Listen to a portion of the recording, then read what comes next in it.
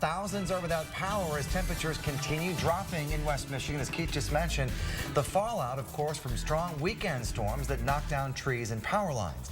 Most of the outages are in the northern part of our viewing area. Here's where the numbers stand at this hour. More than 3,600 outages in Muskegon County, nearly 2,000 more in Montcalm, and more than 900 outages each in Newaygo and Kent counties. Not only are many people dealing with power outages, they are dealing with flooding as well, forcing evacuations. Multiple counties have already declared local states of emergency, and that does include Newaygo and Montcalm. Our Jared Worksma joining us now live from a Red Cross shelter in Newaygo with the very latest on the situation. Jared. Andy, we're at Resonate Church in Newaygo. There's some Red Cross volunteers behind us here, and the reason I'm talking softly is because some of the people that had to be evacuated from their homes are sleeping in the shelter behind us. And even though a number of people throughout the area have had to leave their homes, there's only a couple of people that are staying here tonight, but we talked to them earlier, and right now they are wondering if and when they will get to go home.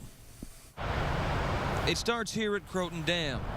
The waters stampede through the floodgates and work their way to the neighborhoods downriver on the mighty Muskegon. You were warned about the flood. Yep. John Eckert has lived here for nearly 4 decades. He was on vacation during the '86 flood, so this is the highest he's ever seen the water. And the dam was okay. So you're not too concerned at this point? No. As long as the dam's all right, I'm not concerned about it. Not everyone is so lucky. It went up about 1.5 feet in a little over an hour and a half. Which is when Terry Malone decided to head to the Red Cross shelter in Newaygo. I didn't want to wake up in the morning and see the river swirling around my house. But it's too late for many of his neighbors here in the Devil's Hole neighborhood, where the Muskegon River and everything in it is taking over. I've never seen so many huge trees and decks and docks going down the river. The trees are the amazing thing. I've never seen so many big trees come down. I mean, monsters. Like many here, Malone doesn't have flood insurance, so he's hoping the Muskegon will at least spare his home. Any idea what you'll do?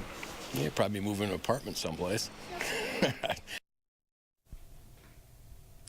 Hopefully it will not come to that, but the Red Cross shelter here at Resonate Church in Newaygo will be open as long as it needs to be according to the Red Cross. That will be, at this point, it looks like at least until Wednesday, when the waters in the Muskegon River are expected to crest at more than 13 feet, or another way of looking at that is more than 4 feet over flood stage. And in the meantime, if you want to keep an eye on the flood warnings and also figure out where your closest Red Cross shelter is, you can actually grab yourself a Red Cross flooding app. They're free at redcross.org, and we've provided a link to that website on our website at WWMT.com. We're live tonight in Newaygo. I'm Jared Worksma, News Channel 3.